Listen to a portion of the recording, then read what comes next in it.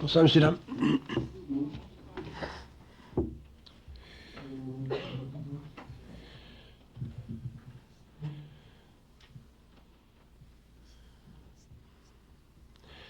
Avez-vous des sujets que vous aimeriez qu'on discute? L'énergie. Ouais. N'as-tu d'autres? Je prends une chance à vous demander que. La différence entre l'esprit et l'âme, ça c'est une bonne. N'as-tu d'autres? C'est très très important la différence entre l'esprit et l'âme. On peut faire ça.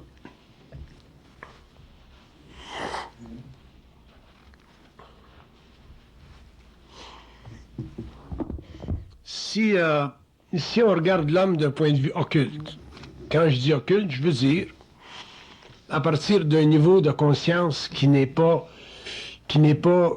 conditionné par les sens et qui n'est pas relié à l'expérience humaine. Autrement dit, un niveau de conscience pure.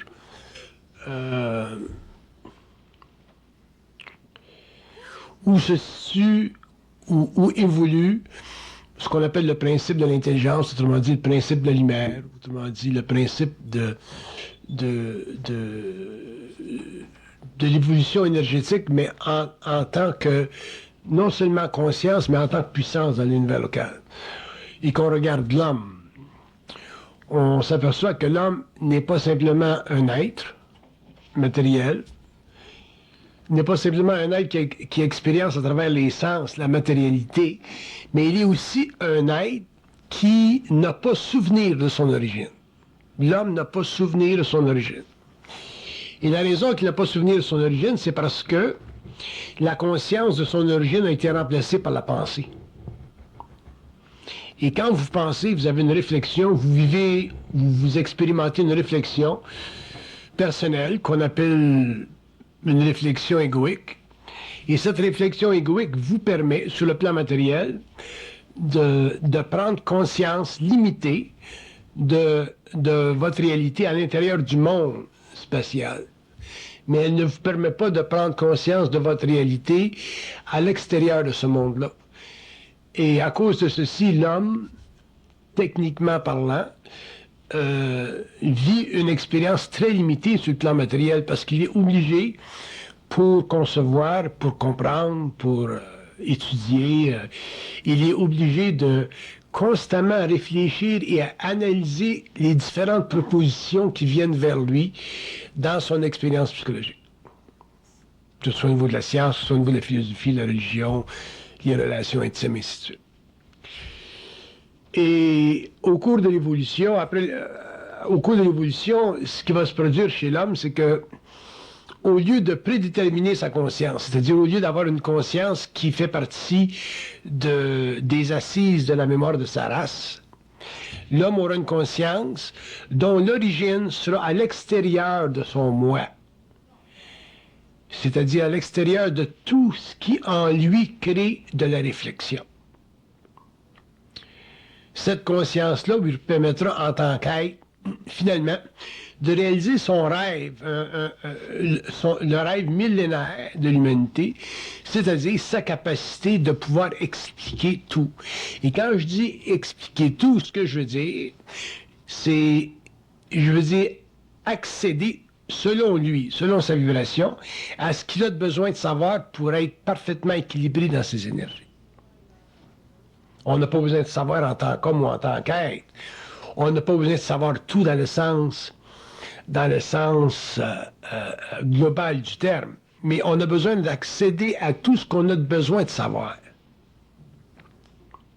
C'est très important de faire la différence. On n'a pas besoin d'accéder, de savoir tout, parce qu'on n'a pas besoin de tout savoir. Mais c'est comme, vous n'avez pas besoin d'avoir la mer à boire, vous avez simplement besoin de pouvoir accéder à de l'eau pour remplir votre verre. C'est un petit peu comme ça. Donc, l'homme a besoin d'accéder à tout. Et accéder à tout, ça demande, à un certain point, une transmutation de son être parce que l'homme est l'homme est un être d'habitude sur le plan mental, dans le sens que la pensée, pour nous autres, ça fait partie de notre personnalité. On est habitué à penser. On est né depuis qu'on pense. On pense depuis qu'on est né. Pas penser, ça serait très désagréable pour nous, parce que quand on pense, on a l'impression qu'on est. Vous vous rappelez Descartes, je pense donc je suis. Et avec l'évolution, l'homme va s'apercevoir que penser, ce n'est pas l'ultime définition de sa réalité, c'est simplement une fraction de sa réalité.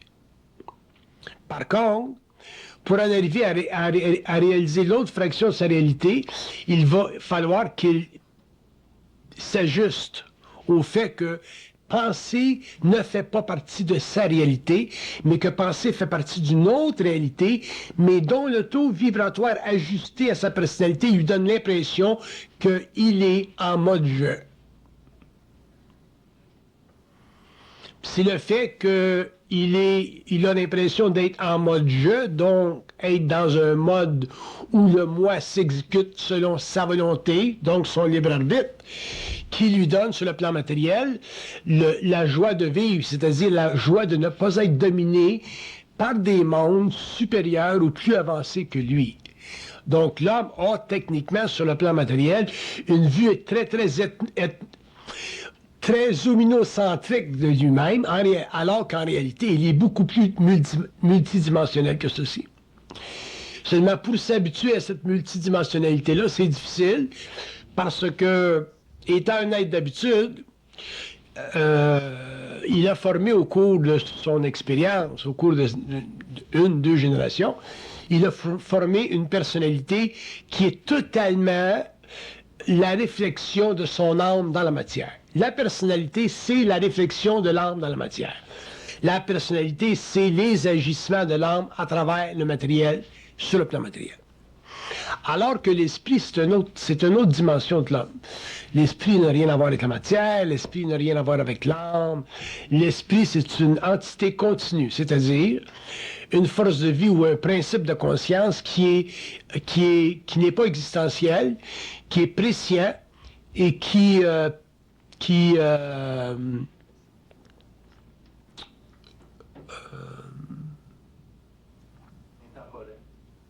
totalement intemporel, mais qui vient avant l'homme. L'esprit vient toujours avant l'homme, dans ce sens que l'esprit connaît le futur de l'homme comme il connaît le passé de l'homme globalement, parce qu'il n'est pas limité par les sens. Et l'esprit n'est pas simplement un principe, on dit souvent que l'esprit est un principe, mais dans le fond, l'esprit, c'est une entité universelle, c'est un ajusteur de pensée, c'est une fonction cosmique, et c'est un être qui, dans sa luminosité, détient les clés d'évolution de l'âme incarnée qu'on appelle l'homme. Le problème qu'on a sur la Terre à cause des philosophies rationnelles, puis aussi à cause des religions qui ont limité l'ascendance de l'homme au niveau universel, on a des difficultés en tant qu'être pensant, matériel limité, de concevoir qu'on peut être égal en intelligence à ce qu'on appelle l'esprit. Non pas en termes de la globalité, mais en termes de la non-manipulation de l'être par l'esprit. Et au cours de l'évolution, l'homme va réaliser que, en arriver à ne plus être manipulé par l'esprit, c'est-à-dire à ne plus être forcé de vivre un mode d'expérience qui sert à l'évolution de l'âme, l'homme va en arriver à pouvoir bénéficier de son esprit, c'est-à-dire à équilibrer sa relation avec un plan mental, parce que l'esprit s'exécute dans le plan mental, à équilibrer sa relation avec le monde de l'esprit à un point où l'homme, un jour, sera télépathique, l'homme, un jour, pourra se guérir, l'homme, un jour, pourra travailler sur la matière à différents niveaux, et l'homme, un jour aussi, pourra accéder à des plans qui font virtuellement partie de sa réalité inconnue aujourd'hui.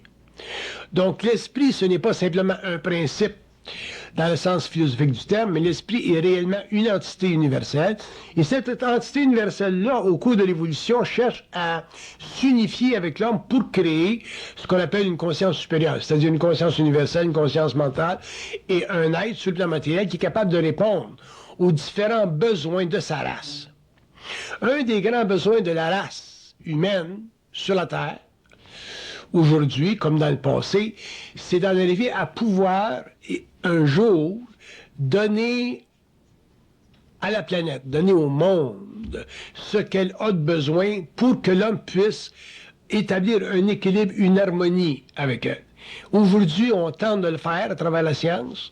On a tenté dans le passé de le faire à travers la religion.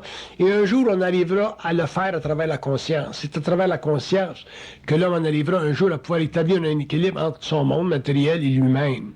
Mais pour ça, ça prendra de la conscience. C'est-à-dire un esprit suffisamment présent dans l'homme pour que il puisse, en tant qu'être, facilement se dissocier de la réflexion psychologique de son moi pour en arriver un jour à établir des normes de conscience et d'ordre dans un monde extrêmement animalisé qu'on appelle la planète. Mais pour ça, ça va demander beaucoup de transformation d'humanité et une grande initiation sur le plan personnel, parce que l'homme n'est pas habitué, en tant qu'être, à se concevoir parfaitement. C'est très difficile pour l'homme de se concevoir parfaitement. Les anciens appelaient ça se connaître parfaitement. Moi, je préfère le terme se concevoir parfaitement parce que dans la conception de soi, on est obligé d'en arriver éventuellement à une conclusion fondamentale. C'est que la conscience de l'homme, c'est une conscience absolue. Et pour que l'homme en arrive à concevoir qu'il est doté d'une conscience absolue, il va falloir, avec le temps, qu'il en arrive à pouvoir mesurer sa relation avec l'invisible, avec le plan mental, avec l'ajusteur de pensée, avec ces principes-là qui évoluent en parallèle avec lui, mais qui ne sont pas, dans son expérience, évaluables, parce que la pensée subjective de l'ego ne peut pas, pour toutes sortes de raisons qu'on peut expliquer, ne peut pas substituer le je pour le tu. Ou le petit moi pour le grand moi, ou le petit je pour le grand je. C'est très difficile pour l'homme. Donc l'homme se protège de l'insanité par sa personnalité, en ayant une personnalité suffisamment balancée, mais un jour, il va être obligé d'aller plus loin que sa personnalité. L'homme sera obligé un jour de rentrer réellement dans sa personne, ce que j'appelle l'identité de sa personne, et finalement réaliser dans son expérience mentale que la substitution de son je pour le tu équivaut, sur le plan psychique, à l'autodestruction de son moi planétaire. Quand je parle d'autodestruction de son moi planétaire, je ne parle pas d'autodestruction dans un sens négatif. Je parle de transmutation, de métamorphose totale de l'ego pour en arriver un jour à pouvoir se dissocier complètement de la conscience spirituelle qui a été pendant l'évolution la tour d'ivoire de l'homme égo planétaire. Un jour, l'homme réalisera que la conscience spirituelle, c'est une conscience temporaire qui fait partie de l'évolution et qui fait aussi partie du fait que l'homme en tant qu'être pensant ne peut pas se dissocier absolument des forces universelles pour la simple raison qu'il n'est pas capable absolument de s'associer avec elles.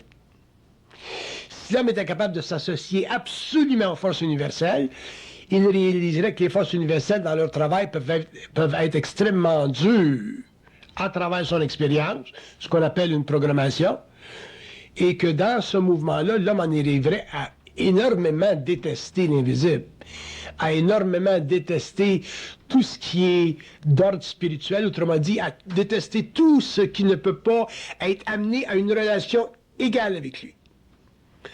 Donc, l'homme de l'évolution, qu'il appartient à n'importe quelle race, n'importe quelle civilisation, n'importe quelle religion, n'importe quel système philosophique, a toujours expérimenté une relation verticale avec les plants. Et un jour, ça devrait être détruit, ça. Et c'est l'homme lui-même qui le détruira. À partir de 69, on a commencé à être transmis de l'information concernant l'ego, la psychologie évolutionnelle, ainsi de suite. Ça, c'est un début, ça fait partie du développement de la conscience sur la Terre. Mais au niveau de l'homme, en tant qu'individu, ce développement psychologique-là, cette nouvelle science du mental, va l'amener éventuellement à devoir complètement se dissocier spirituellement de ce qui est invisible. Et ça, c'est pas facile pour l'homme. Parce que la spiritualité pour l'être humain pendant l'évolution, ça a été son réconfort moral. Et l'homme avait besoin de spiritualité parce que l'homme n'était pas capable de s'identifier complètement à une infinité. Donc, au lieu de prendre conscience absolue de lui-même, il a situé, il a conceptualisé une infinité à l'extérieur de lui-même, qu'on appelle Dieu ou n'importe quoi. Et en faisant ça, il a perdu sa volonté de combattre l'occulte. La spiritualité, c'est la perte de volonté ou du pouvoir de l'homme de combattre l'occulte. Et l'occulte devra et sera un jour combattu. Et quand je dis combattu, je veux dire réellement combattu sur le plan personnel. Quand on regarde l'occulte d'un point de vue initiatique, ou d'un point de vue occulte, on le regarde comme étant un monde qui doit être ajusté à la volonté de l'homme et non pas l'envers. Et pendant l'évolution, on a considéré l'occulte ou les facettes moins rigoureuses de l'occulte qu'on appelle la spiritualité comme étant des facettes nécessaires à l'évolution de l'homme. Alors qu'en réalité, la spiritualité et l'occulte non intégré deviennent, avec le temps, des paramètres inconsistants avec la conscience absolue de l'homme. Il est évident que ce n'est pas facile pour un être humain de penser à l'extérieur de ses structures, parce que la pensée fait partie de sa personnalité. Donc, il y a des initiés il y a des initiés dans le monde dont le rôle, si vous voulez, ou le but, ou la fonction, est, à travers leur propre initiation, qui est une initiation très, très souffrante, sont amenés avec le temps à décortiquer la relation avec l'occulte.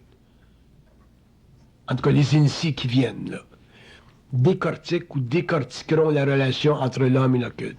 Et les initiés, en décortiquant la relation entre l'homme et l'occulte, feront pour la première fois transparaître sur le plan matériel les différentes notions qui structurent d'une manière ordonnée les architectures de l'univers local, donc les mystères. Une fois que l'homme aura accès aux mystères, ce qu'il n'a jamais pu avant accéder, l'homme finalement prendra conscience que dans ce travail profond des mains herculéens, il en arrivera à pouvoir établir une relation très très intime avec le plan mental. Puis établir une relation intime avec le plan mental, ça veut dire traiter avec des entités de haut niveau, je ne parle pas des morts là, ou des entités spirituelles, traiter avec des entités de haut niveau qui n'ont jamais eu d'incarnation, qui sont totalement en relation télépathique avec l'homme, donc à travers la pensée, et qui, à l'origine, sont les grands manufacturiers de la pensée. C'est pas facile pour l'homme de s'imaginer ou de prendre conscience que sa pensée est un produit manufacturé. Parce que l'homme aime à penser que c'est lui qui pense. L'homme aime à penser que c'est lui qui manufacture sa pensée. Mais la raison pour laquelle l'homme aime à penser qu'il pense, c'est parce que ça fait partie des habitudes de pensée. Et au fur ou à mesure où il va se conscientiser, il va perdre ces habitudes-là, et un jour, la pensée, au lieu d'être réfléchissante, ou réfléchie, ou psychologique, elle va devenir presciente. Presciente, ça veut dire qu'elle va précéder la science de l'ego. À partir du moment où la pensée va être présciente et qu'elle va précéder la science de l'ego, l'homme va rentrer dans un autre ordre de pensée.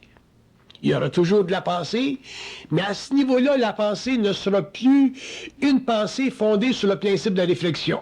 Elle sera fondée sur le principe de la télépathie. Et ce que j'appelle la télépathie, c'est pas ce que vous concevez comme de la télépathie.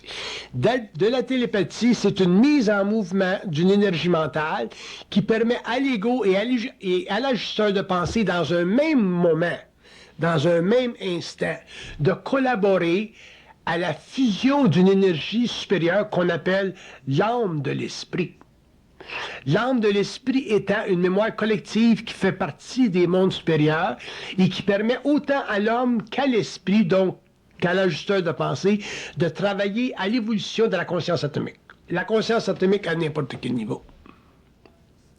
Mais pour que l'esprit et l'homme travaillent à l'évolution de la conscience atomique, il faut que l'homme se dissocie du besoin psychologique de penser que la pensée vient de lui.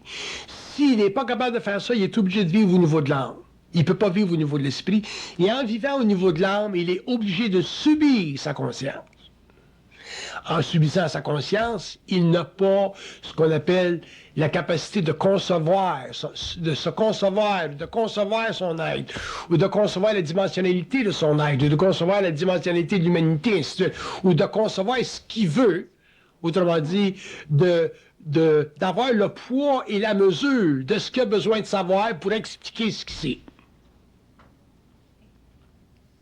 Une personne comme moi qui parle, qui est en public et qui parle depuis 20 ans, 25 ans, je suis obligé de savoir pour faire mon travail. Donc, je suis obligé d'avoir accès à de l'information pour faire mon travail. J'ai besoin d'accéder à l'océan, comme on dit, pour remplir mon verre d'eau, qui est mon travail.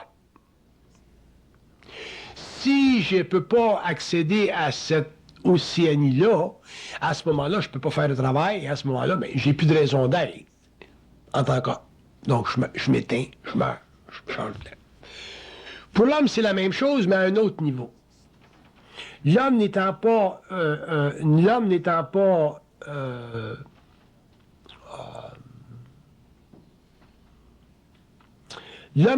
initié par le plan mental, mais étant amené à une initiation mentale, il n'a pas, pour le moment, la force intérieure suffisamment développée pour combattre l'occulte. Parce que il y a trop de crainte en lui, puis la crainte, ça fait partie de sa spiritualité, la crainte, ça fait partie de la division de son être, la séparation de son être de cette grande totalité-là, et c'est pour ça qu'il trouve toujours refuge dans la personnalité, ou dans la religion, ou dans la spiritualité. Mais si l'homme, ou quand l'homme deviendra, ou sera initié à son propre mystère, l'homme pourra facilement se dissocier de tout ce qu'il sait, de tout ce qu'il pense savoir, et commencer finalement à se connecter à ce qu'il a accès à savoir. Et c'est là que l'homme va rentrer dans ce qu'on appelle le monde de l'esprit, et que l'homme va faire partie de la grande communion de l'esprit, c'est-à-dire de ce travail gigantesque qui permet à l'esprit et à l'homme, donc au mortel, de travailler ensemble pour créer éventuellement sur la Terre et dans d'autres mondes une civilisation parallèle à celle qu'on connaît. Civilisation morontielle, qui sera totalement en dehors du plan matériel, mais qui ne fera pas partie du monde de la mort. Et à ce moment-là, ben, l'homme aura terminé son rôle sur la Terre en tant qu'âme incarnée, et l'homme pourra morontialiser son énergie, puis là, il y aura d'autres évolutions qui se produiront. Mais pour revenir à une chose plus simple, l'homme a besoin sur la Terre de comprendre non simplement la réflexion de la pensée dans son ego, mais le jeu, la manipulation qui fait intrinsèquement partie de la conversation entre les plans et lui, mais non lu et non interprété par lui correctement. Si l'homme était capable de correctement interpréter ce qui se passe dans sa tête, l'homme n'aurait jamais de problème psychologique. Vous ne seriez même pas ici. L'homme n'aurait aucun problème psychologique. L'homme n'aura aucun besoin de comprendre. L'homme n'aura aucun sentiment de ne pas comprendre. L'homme n'aura aucun besoin de se comparer aux autres. l'homme n'aurait aucun besoin de se questionner. L'homme n'aurait aucune solitude karmique, autrement dit, il ne se sentirait pas une âme incarnée dans la matière. Donc, et en relation avec les hommes, il y aurait une voyance intégrale. C'est-à-dire que dans sa relation avec l'homme, ce serait très facile pour lui de traiter avec l'homme parce qu'il connaîtrait l'homme, parce que lui-même se connaîtrait lui-même. Donc, ses relations sociales, le mariage, les amis, ainsi de suite, ce serait très facile pour lui. Alors que dans le cas présent, c'est pas facile, le mariage, on le sait tout. Les relations sociales, c'est pas facile, on le sait tout. Et plus on est sensible, moins c'est facile. Et ça fait partie des grandes souffrances de l'âme sur la Terre. Ça, c'est rien que sur le plan humain, sur le plan personnel. Amener ça au niveau des nations, Américains, Russes, Français, Japonais, Chinois, Africains, Blancs, suite. Et ça fait partie de sa grande école. On sait tout que ça fait partie de sa grande école. Mais l'homme va être obligé de réaliser un jour que l'évolution, ultimement parlant, n'a rien à voir avec l'évolution de la colonie humaine sur la Terre. L'évolution a à faire avec l'individu, point final. Et pendant l'évolution, ça n'a pas été compris, ça, parce que pendant l'évolution, les pouvoirs temporels, les pouvoirs étatiques ont établi que l'État est plus important que l'âme, que la conscience collective est plus importante que l'âme, que les données ou les paramètres qui investissent l'homme avec certaines valeurs morales, que ces paramètres-là sont toujours pour le bien de la société. Et l'homme a toujours été en recul. L'homme a toujours été un citoyen sur sa planète, mais un citoyen de deuxième classe. Alors que l'État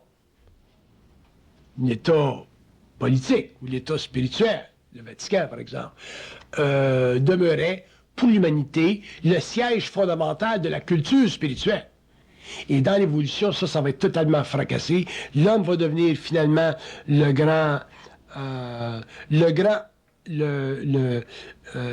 promoteur de son identité. Mais sur une base totalement individuelle. Ça ne touchera pas la société, ça. Ça touchera simplement l'homme. Et pour ça, il faudra que l'homme passe du plan mental, réflectif, donc du plan de l'âme au plan de l'esprit. La différence entre les deux, entre le monde de l'esprit et le monde de l'âme, est fracassante. Je vais vous donner un exemple. Si on regarde ça au niveau occulte, excusez-moi là.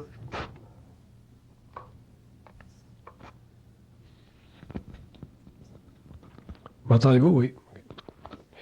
Si on regarde au niveau occulte et qu'on regarde les deux plans,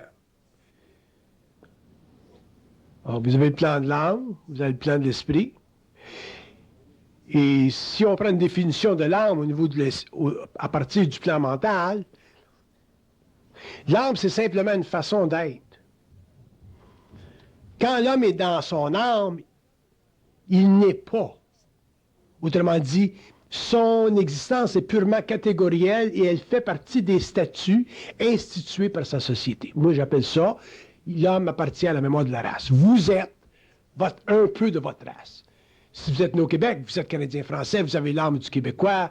Si vous êtes né en France, si vous êtes né en Chine, vous avez l'âme du Chinois, ainsi de suite. Vous n'avez pas d'individualité intégrale parce que l'âme de la race vous impose, par vibration, par symbologie, par culture, des modes de perception qui font partie de la mémoire de la race, qui font partie du passé.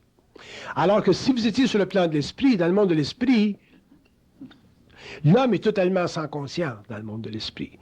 Quand je dis que l'homme est sans conscience, je ne veux pas dire que l'homme n'a pas de conscience. Je veux dire que il est sans conscience humaine. Donc un homme conscient n'a pas de conscience humaine. Il n'a pas de conscience qui appartient à sa race. Il y a une conscience qui fait partie de sa relation avec le double. Il peut très facilement ajuster cette conscience-là, l'harmoniser avec la conscience de la race, pas de problème. Moi, quand j'arrive à un numéro, j'arrête, comme tout le monde. Mais si je voulais, je pourrais continuer. Puis si je voulais, je saurais qu'il n'y a pas de policier qui me regarde. Mais je ne le fais pas parce que vous êtes en arrière Et si je passe à la lumière rouge, vous allez vous poser des questions, vous allez dire, bon, mais il y a un citoyen qui ne respecte pas les lois, ça va plutôt vous agacer. Donc, je ne le fais pas. C'est dans ce sens-là que l'homme conscient respecte la conscience de l'humanité. Mais sur un plan absolu, il pourrait réellement traverser la lumière rouge. Et la raison que je dis ça, c'est parce que dans l'esprit, l'homme n'a pas la crainte psychologique associée à l'ego. Tandis qu'au niveau de l'âme, l'homme a toujours la crainte psychologique associée à l'ego. La police va-tu me voir? Je vais-tu payer un ticket? Tandis qu'au niveau de l'esprit, l'homme ne vit pas ça. Moi, je suis allé au restaurant ce soir, là. Puis quand je vais au restaurant, moi, j'aime ça parker devant le restaurant, débarquer, je chante. Je ne peux pas marcher 15 000 pour aller me trouver un parking. Puis en général, quand je suis accompagné, les gens disent, bon, ben, tu vas un ticket. C'est pas grave. Un ticket, je suis capable de payer le ticket. Je vais travailler plus fort. Mais moi, je veux parker ici. Ou je peux dire, je ne donnerai pas de ticket. Souvent, quand j'ai un ticket, c'est pour les autres. C'est pas pour moi. Ça les dérange. Ça les fait travailler un petit peu. Moi, ça me dérange pas avoir un ticket. Fait que je débarque dans mon char, je m'en vais au restaurant, je sais que je vais avoir un ticket, mais je suis bien. Je gère bien. Les autres gèrent un petit peu moins bien, mais ça fait partie de l'expérience. Ça, c'est au niveau de l'esprit. Parce qu'au niveau de l'âme, on a toujours des craintes, on a toujours des anxiétés à un niveau ou à un autre. C'est pour ça qu'un être conscient, c'est pour ça que je dis que l'être conscient n'appartient pas à l'humanité. Ça veut dire qu'il ne se mouille pas à l'humanité, mais il n'appartient pas à l'humanité. Parce qu'il est toujours dans un processus de non-réflexion, c'est-à-dire que sa pensée n'est pas attribuable à son ego. C'est évident qu'on n'en arrive pas facilement à cette conscience-là parce que il y a un travail de démolition qui doit se faire. Ce que j'appelle une initiation, c'est un travail de démolition. Puis, dépendant des individus, ça prend plus ou moins de temps. Mais l'homme ne peut pas passer à une conscience intégrale, une conscience mentale, il ne peut pas passer à une télépathie intégrale avec le plan mental sans vivre de la démolition parce que les meubles, ce qui meuble sa personnalité, ça doit être changé de place. Il faut changer les meubles de place pour entrer des nouveaux meubles. Et ça, c'est difficile. Mais si on regarde l'évolution de l'homme en termes de conscience planétaire, dans un cycle très, très restreint, par exemple, dans une vie, dans une génération, et ainsi de suite, on s'aperçoit que l'homme en arrive assez rapidement à voir et à sentir qu'il ne fait pas partie de l'humanité. Il fait partie un petit peu, mais plus l'homme est conscient, plus il s'aperçoit qu'il ne fait pas partie de l'humanité. Dans ce sens que il ne fait pas partie de la mémoire de la race. Ça ne veut pas dire qu'il ne respecte pas les lois de l'humanité, mais dans le sens que sur le plan psychologique, il appartient de moins en moins à la mémoire de la race. Et ça, c'est la mesure chez l'être humain qui lui permet de savoir s'il passe du plan de l'âme au plan de l'esprit. Et plus l'homme va sentir cette différence avec l'humanité, cette grande, grande différence avec l'humanité, plus il va passer au plan mental, et plus ça va être naturel pour lui de réaliser que les ambitions de l'humanité, le monde, si vous voulez, dans sa conscience existentielle, ça ne fait pas partie de son expérience à lui, ça fait partie de l'expérience planétaire. Et lui, il a son expérience très particulière, mais il est capable de l'harmoniser à l'expérience du monde pour pouvoir bénéficier de ce que l'homme a fait dans le monde. Quel est le prix à payer pour l'homme? Il y a une petite perte de mémoire. Quand tu te conscientises, tu vis une petite perte de mémoire. La perte de mémoire fait partie du fait que l'ego n'est plus sollicité comme auparavant. Et comme l'ego n'est plus sollicité comme auparavant, il n'a plus, comme auparavant, autant d'accès à sa mémoire mécanique qu'auparavant. Ça ne veut pas dire qu'il perd la mémoire. Ça veut dire que la mémoire égocentrique qui lui donnait auparavant sa sécurité intellectuelle, elle est un peu diminuée, un peu mise à l'écart, pour qu'il prenne conscience qu'il est capable de savoir sans mémoire À partir du moment où vous commencez à réaliser que vous pouvez savoir sans mémoire, que vous n'avez pas besoin de mémoire, puis que vous pouvez accéder à du savoir, puis que vous commencez à accéder à du savoir qui ne fait pas partie de votre mémoire, vous allez commencer à réaliser que vous changez. Et ce changement-là, mais il n'y a pas de fin. Vous allez changer jusqu'à temps que vous mouriez. Mais au moins, vous ne serez pas inquiète, puis vous ne penserez pas que vous êtes Alzheimer.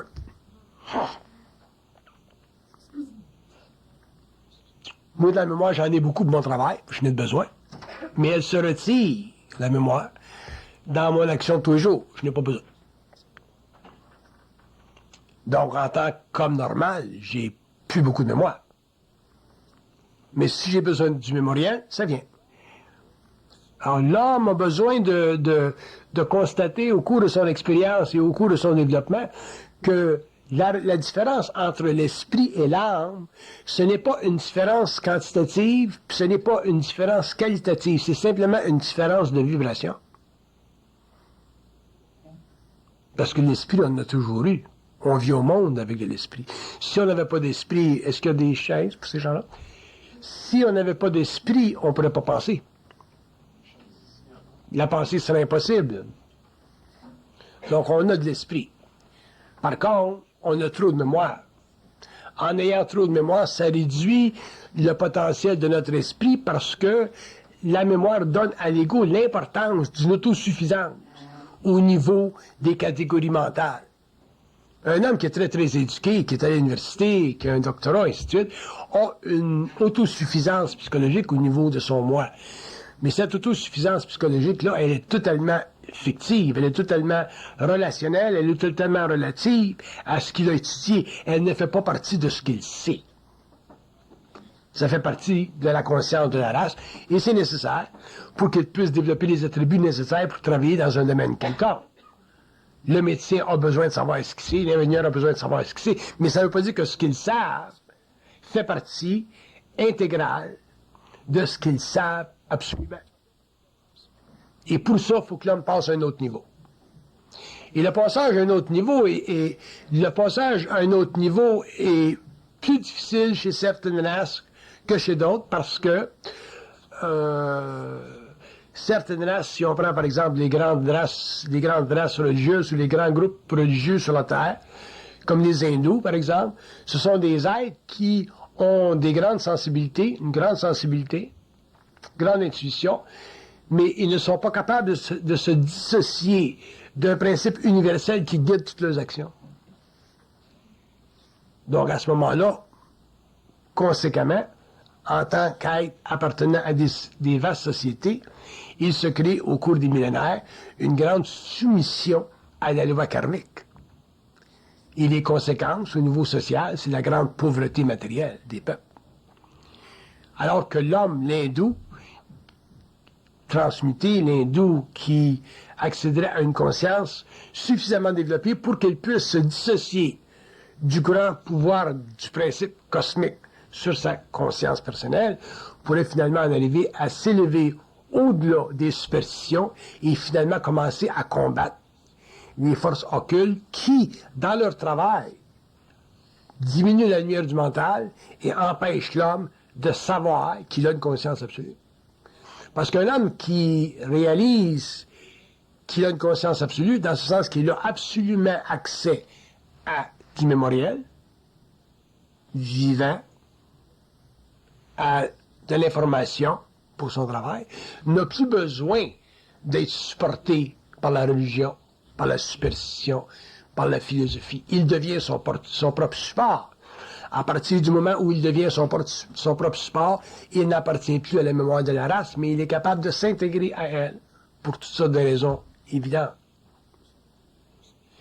Si vous me demandez, quelle est la différence fondamentale entre l'esprit et l'âme? L'esprit, c'est une force dominante dans la conscience de l'âme. L'âme, c'est un réservoir qui permet à l'esprit de constamment travailler les impressions qui font partie de son expérience. Donc, l'esprit travaille toujours la mémoire de l'âme, travaille la mémoire de l'âme, travaille la mémoire de l'âme. Quand on se fait travailler la mémoire de l'âme, on vit de la personnalité à tous les niveaux. Fait que si vous êtes jalouse, l'esprit va vous travailler la mémoire de l'âme. Vous allez vivre de la jalousie. Si vous êtes orgueilleux, l'esprit va vous travailler cette partie-là de la mémoire de l'âme. Mais si vous êtes conscient de l'esprit, donc si vous connaissez les lois de la pensée, si vous savez que la pensée en soi est à la fois unidirectionnelle et à la fois bidirectionnelle, vous allez pouvoir finalement repousser ce que l'esprit fait chez vous, dans votre personnalité. Vous allez être capable d'y mettre un stop. À partir de ce moment-là, l'homme va commencer à prendre conscience de son pouvoir sur l'esprit, de son pouvoir contre l'esprit. Et tant que l'homme n'aura pas conscience de son pouvoir contre l'esprit, l'homme ne se sera pas libéré de l'occulte de sa conscience. Parce que même si vous êtes inconscient, si vous n'avez jamais entendu parler de l'occulte, vous êtes sujet en tant qu'être sur la terre aux lois occultes de la conscience. Regardez vos rêves. Vos rêves sont des constructions, des architectures qui font partie du travail de l'esprit à l'extérieur du phénomène de réflexion de l'ego. Si vous êtes suffisamment habile à interpréter vos rêves, vous voyez que dans vos rêves, il y a beaucoup d'intelligence. C'est très organisé l'affaire en haut. Ils sont capables de vous décrire avec des images, des choses qui vont se passer dans votre vie le lendemain, puis c'est à la lettre. Donc, l'esprit travaille à plusieurs niveaux. Mais sur le plan psychologique de l'ego, l'homme, à cause de la psychologie, à cause de Jung, à cause de certains psychologues qui ont développé le concept du subconscient, l'homme est capable d'accepter que les rêves, ça fait partie des autres mondes. Ça, il n'y a pas de problème trop avec ça. Parce qu'il n'y a pas de contrôle sur ces rêves. Il y a pour son dire, c'est de la manipulation d'ailleurs. OK. Mais s'imaginer que sa pensée durant la journée, là, que ça aussi, ça fait partie de la relation avec les autres mondes, pour lui, c'est du stock. C'est tellement du stock qu'on est rendu en 1969, dans le temps universel, sur la Terre, et c'est en 1969 que le changement pendulaire a pris place, et que finalement, l'homme a commencé à recevoir de l'information, lui donnant conscience, psychologique de son moi, et en même temps, lui donnait une science qui lui permettait de communiquer suffisamment à l'aise avec des plans dont il n'a aucune conscience visuelle. Ce que j'appelle la pensée vivante ou la télépathie. Mais une fois que l'homme rentre ou que l'homme rentrera dans ce processus de transformation-là, ça sera très très facile pour lui d'en arriver un jour à déguiser, à démasquer l'esprit. Et démasquer l'esprit, ça fait partie de sa conquête des mondes invisibles. Ça fait partie du contrôle de sa vie. Parce que l'homme a très très peu de contrôle sur sa vie. La preuve, c'est que sa programmation peut être lue par des médiums. Si vous êtes capable d'avoir un médium, puis le médium est capable de vous dire, bon, mais dans 2 ans, tu vas avoir un accident, ça veut dire que la programmation est extrêmement rigide. Ça veut dire que quelqu'un va t'amener dans 2 ans, là, pour que tu aies l'accident au coin de cette rue-là, puis ce coin-là de rue. Il y a quelqu'un qui va t'amener là. C'est pas toi qui va t'amener là. Ce quelqu'un-là, ça fait partie des forces occultes. Il faut que ça soit cassé, ça. Pour que l'homme en arrive un jour, cours de l'évolution, à mourir quand c'est le temps, puis à mourir quand tu veux. Au lieu de mourir n'importe quand. Puis mourir quand tu veux pas. Là, ça nous amène à regarder le phénomène de la mort. Le phénomène de la mort, ça fait partie de la grande angoisse de l'humanité. La mort, c'est la grande angoisse de l'humanité. Pourquoi? Parce que l'homme n'a jamais compris la mort. Et la raison pour laquelle il n'a jamais compris la mort, c'est parce qu'il n'est jamais mort. Quand tu meurs sur le plan matériel, la mort, il est là après. Mais si tu ne meurs pas sur le plan matériel, parce que tu es toujours dans l'illusion de la vie, autrement dit, tu es toujours dans l'expérience de l'âme, à ce moment-là, l'expérience de la mort, c'est difficile parce que tu n'es pas capable de concevoir une nouvelle dialectique au niveau de ton moi. Tu n'es pas capable de concevoir une nouvelle relation entre ton moi, ta conscience et d'autres mondes. Tu n'es pas capable de concevoir une autre une autre étape dans l'évolution du temps. Donc, tu n'es même pas capable de concevoir un autre état spatial parce que ta conscience sensorielle est plus puissante au niveau de la réflexion que ta conscience directe, télépathique avec eux autres. Si l'homme avait une conscience télépathique avec le plan mental et que l'homme étudierait la mort, étudierait le phénomène de la mort, ou étudierait la dimensionnalité astrale de cette conséquence de vivre dans la matière, l'homme verrait que la mort, c'est absolument pas ce qu'il pense. Tellement que les gens qui vivent de mort clinique, quand ils meurent cliniquement à l'hôpital, ils veulent plus revenir dans le corps physique. Ils sont tellement bien, c'est tellement beau, c'est tellement ci, c'est tellement ça. Ils veulent plus revenir. Donc souvent, ils sont obligés de revenir, parce que ça fait partie de l'expérience de l'art. Souvent, ils reviennent parce que ça fait partie de l'éducation de l'humanité autour des autres, ainsi de suite, ainsi de suite, ainsi de suite. Vous vous rappelez Dr. Moss. Mais il faut que ça aille plus loin, la conscience de la mort. Et ça va aller aussi loin dans l'évolution de l'homme que l'homme va perdre la conscience de son moi. Quand l'homme n'aura plus la conscience de son moi, il n'aura plus la conscience de la mort parce qu'il n'aura plus la crainte d'être séparé de son identité. C'est ça qui crée chez l'homme l'anxiété de la mort. Il a peur d'être séparé de son identité. Mais séparé de quelle identité? Il n'y en a pas.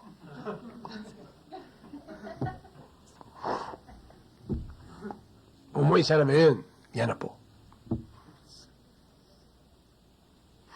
Quand l'homme aura une identité, il n'y aura plus l'expérience, il n'y aura plus la crainte de la mort parce qu'il n'aura plus réfléchir sur le phénomène de la mort, comme il réfléchissait quand il n'y avait pas d'identité. Donc, avoir peur de la mort, penser à la mort, ça fait partie du manque d'identité de l'ego. Si l'homme avait une pleine identité, le phénomène de la mort, ça n'existerait pas pour lui, pour la simple raison qu'il ne serait pas capable de convertir une énergie astrale en conscience. Donc, quand vous pensez à la mort, vous êtes affecté par la mort, c'est parce que vous convertissez une énergie astrale en conscience. Cette énergie astrale-là fait partie de votre inconscience. Elle ne fait pas partie de ce que vous savez. Elle fait partie de votre inconscient. Et quand vous arrivez à un certain cap, 50 ans, 60 ans, 70 ans, 80 ans, là, vous pensez de plus en plus à la mort, puis vous finissez avec le temps par en souffrir psychologiquement. Jusqu'à temps que vous soyez emporté par une crise cardiaque, puis vous n'avez même pas eu conscience de mourir.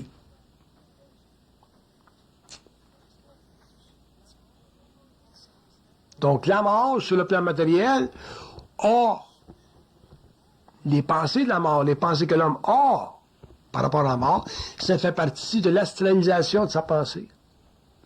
Ça fait partie de l'astralisation de sa conscience. Donc, ça fait partie des mécanismes de l'âme qui sont mis en vibration par quoi? Par le monde de l'esprit. Et quand je parle du monde de l'esprit, je parle pas du monde de l'esprit avec la même onctuosité que vous autres, vous pouvez en parler, parce que pour moi, le monde de l'esprit, c'est un monde de manipulation. Donc, je n'ai pas l'affection, je n'ai pas l'amour pour le monde de l'esprit que l'homme a en général. Raison fondamentale, parce que je connais plus, je ne vis aucune spiritualité. Et raison secondaire, parce que la manipulation, ça fait partie des grandes relations qui existent entre l'invisible et le plan matériel. L'homme est constamment manipulé, toujours manipulé. Plus il est inconscient, moins il réalise, plus il est conscient, plus il le réalise, plus il est conscient, plus ça le fâche.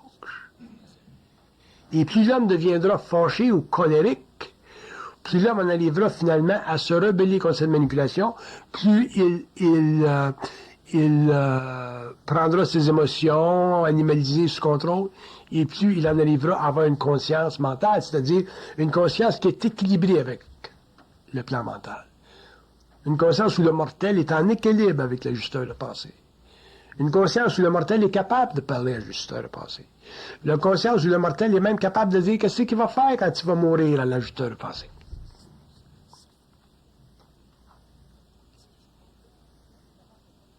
Une conscience où l'homme est capable de forcer l'ajusteur de pensée à l'écouter, il dit « Ouais, t'as raison ». Quand l'homme sera capable de forcer l'ajusteur de pensée à lui dire « Ouais, t'as raison », l'homme aura raison sur l'ajusteur de pensée. Quand l'homme aura raison sur l'ajusteur de pensée, l'homme commencera à prendre conscience de la qualité absolue de sa conscience. Quand l'homme aura conscience de la qualité absolue de sa conscience, l'homme n'appartiendra plus à la race humaine sur le plan psychologique. Donc, il sera dans son identité, il aura conscience intégrale, Sa conscience sera absolue dans ce sens qu'il pourra absolument traiter avec l'ajusteur de pensée.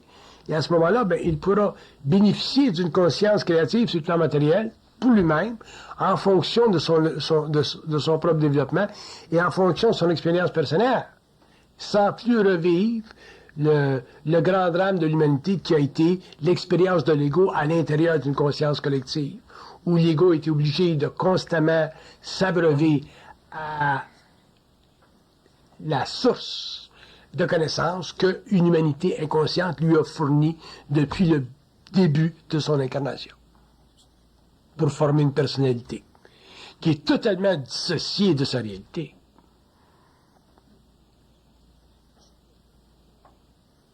Fait que ça, c'est un petit peu, là, pour répondre à votre question, la différence entre l'âme et l'esprit.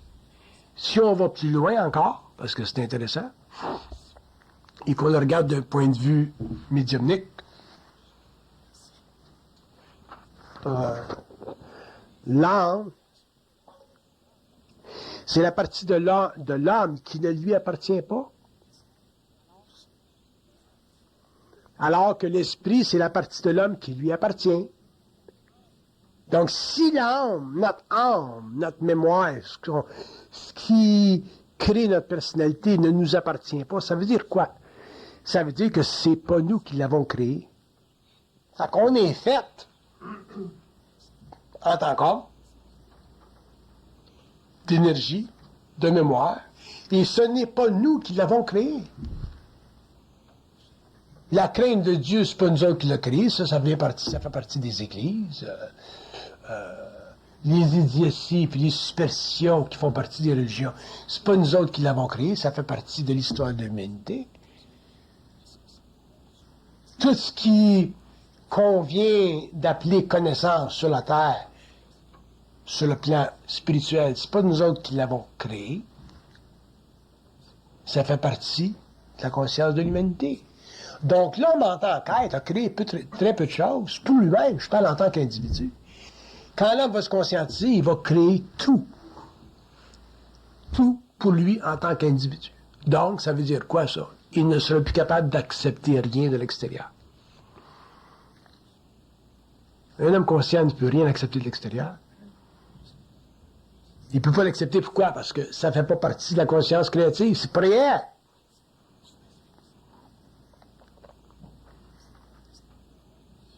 Donc, au fur et à mesure où l'homme cesse d'accepter ce qui vient de l'extérieur, il est obligé de remplir le vide créé par ça à partir de lui-même.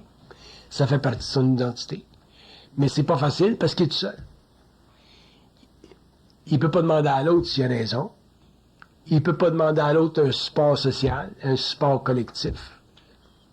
Il peut pas demander à l'université de corroborer ce qu'il sait. Il ne peut pas demander au prêtre de corroborer ce qu'il sait. Il est seul. Et cette solitude-là fait partie de sa régénération, de son évolution, de son identité, de sa souffrance au début seulement. Parce qu'un jour, t'es je dirais pas content, là, mais un jour, t'es très, très bien dans ta peau. T'es très bien à savoir que ce que tu sais, c'est pour toi, puis ça vient pas de l'extérieur. Que t'es pas intéressé sans savoir rien qui vient de l'extérieur, à moins que ça confirme exactement ce que tu sais. Quand ça confirme ce que tu sais, là, t'es content. Tu dis, en voilà un qui comprend ce que je comprends. Pas de problème. Je me rappelle, moi, il y a bien des années, j'avais fait un manuscrit sur un livre, puis je l'avais envoyé en Californie pour la traduction, puis je l'avais oublié, parce que j'ai pas grand mémoire, puis un jour, j'ai reçu le livre par la poste, traduit. Quand j'ai regardé le livre, j'ai dit, regardons ça, ce gars-là, il écrit exactement comme moi. Puis c'était mon livre, je l'avais oublié. Fait que c'était intéressant comme expérience. Finalement, t'es pas tout seul. Fait que quand j'ai réalisé que c'était mon livre, ben là, j'étais moins content. Parce que ça m'a plongé encore dans le même phénomène.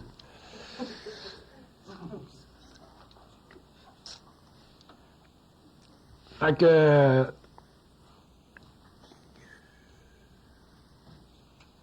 s'habituer à ce qu'on est, c'est pas facile parce que on a toujours le doute, le fameux doute. Et le doute, essentiellement, c'est pas seulement le manque de certitude. Le doute, c'est le résultat de ne pas pouvoir détruire ce qui nous manipule. Donc, le doute, c'est de la manipulation. Si l'homme pouvait détruire ce qu'il manipule et créer ce qu'on appelle du doute, il n'y aura pas de problème, il n'y aura pas de doute. Moi, quand même, on essaierait de me manipuler dans le mental pour me créer du doute. Je suis trop habitué, je connais trop à game. Fait que du doute, je ne vis pas ça. Dans n'importe quelle expérience, je ne vis pas ça. Et l'homme en arrivera à ne plus connaître le doute. Non pas parce que il se sera créé des opinions fortes, mais parce qu'il sera plus manipulable. Et le doute, c'est un des grands outils utilisés par les plans, autant sur le plan astral que sur le plan mental, pour amener l'homme à se construire une nouvelle architecture, ou pour amener l'homme à subir une architecture ancienne. Le doute, c'est très grave. C'est pour ça que la croyance est si forte. L'homme préfère se lancer dans la croyance pour ne pas avoir à traiter avec le doute. Les grands philosophes ont souffert du doute. Il y en a qui sont venus fous avec le doute. Parce que le doute, c'est ultimement l'outil fondamental utilisé par l'invisible pour empêcher l'homme de savoir qui c'est. Il ne faut pas qu'on pense que parce qu'on parle des plans, qu'on parle de l'invisible, qu'on parle des autres mondes, qu'on parle des entités spirituelles ou qu'on parle des entités mentales, faut pas s'imaginer que l'ontologie du pouvoir change. Le pouvoir, la définition fondamentale, absolue, catégorielle, ontologique du pouvoir, c'est le besoin de faire évoluer les plans inférieurs de l'énergie. C'est tout. Donc, une vibration supérieure qui rentre dans un monde inférieur, mais l'autre monde inférieur en vibration, elle le fait évoluer, c'est du pouvoir. Si vous amenez ce phénomène d'entropie là, dans le monde de l'homme, à partir des plans, vous avez ce qu'on appelle de la conscience humaine réfléchie. La conscience humaine réfléchie, où l'homme n'a pas d'identité, c'est le pouvoir de l'invisible sur la Terre. Ce pouvoir-là fait partie des assises expérimentales de l'homme, fait partie de la conscience spirituelle de l'homme, fait partie de la non-conscience de l'homme, fait partie de la souffrance de l'homme, fait partie du questionnement de l'homme. Donc, est-ce que l'homme un jour pourra renverser le pouvoir? L'homme renversera le pouvoir un jour quand il réalisera que l'invisible a le pouvoir sur lui. Il faut que tu connaisses ton ennemi. Donc, l'ennemi sera toujours, l'invisible sera toujours l'ennemi de l'homme, jusqu'à ce que l'homme ait établi un équilibre avec l'invisible et que l'homme soit dans une relation mentale parfaitement équilibrée avec son ajusteur de pensée. Quand l'homme aura établi une relation parfaite avec l'ajusteur de pensée, l'occulte de sa conscience sera remplacé par le pouvoir de sa conscience. À ce moment-là, l'homme sera dans le pouvoir créatif et l'homme pourra utiliser le pouvoir créatif pour se libérer lui-même constamment, tant qu'il sera dans la matière, des moindres influences astrales qui puissent passer dans sa conscience et interférer avec sa volonté créative.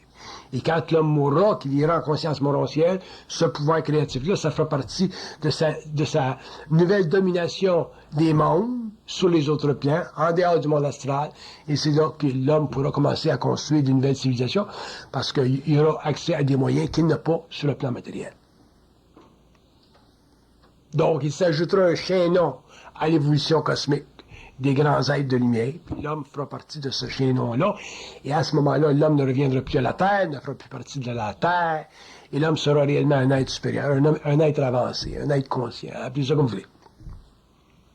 Mais à ce moment-là, l'homme ne sera plus dominé et dominable. Et si dans les autres mondes, dans la morontialité ou dans les mondes où il aura finalement réussi à transgresser les lois de la mort, il en arrive un jour, pour toutes sortes de raisons, à faire des erreurs fondamentales, comme il y en a eu dans le passé. L'homme, probablement, se joindra à des forces qui, dans le passé, ont exécuté fortement le principe de la domination sur l'humanité, et l'homme deviendra un nouveau luciférien. C'est des possibilités. C'est des possibilités. Ça fait partie des possibilités. Que l'homme un jour devienne un nouveau luciférien dans des mondes où, pour une raison ou une autre, il n'aurait pas compris l'avantage de laisser libre les entités en évolution. Laisser une entité en évolution libre, ça demande quoi? Ça demande qu'elle ne meure pas. Tu ne peux pas laisser une entité en évolution. Une entité qui meurt, autrement dit, qui est sujette aux lois de l'âme, donc aux lois de la matière, aux lois de la chair, ça ne peut pas être laissé libre sur la Terre parce que les forces astrales sont trop puissantes. Les forces du plaisir, la chair, la nourriture, le sexe, et ainsi de suite. C'est trop fort. Donc, tu ne peux pas laisser l'homme libre sur la Terre parce que il ne l'est pas intégralement. Si l'homme était libre intégralement sur la Terre, la civilisation telle que nous la connaissons, elle disparaîtrait. Donc, il n'y a pas de raison pour l'existence de la Terre en tant que refuge pour l'évolution de l'âme. Mais lorsque l'homme mourra, lorsque l'homme sera rendu sur le plan morontiel, à ce moment-là, il n'y aurait plus besoin d'être limité par sa matérialité, parce qu'il l'aurait mis de côté. Il ne sera plus en conscience matérielle. Il sera en conscience morontielle.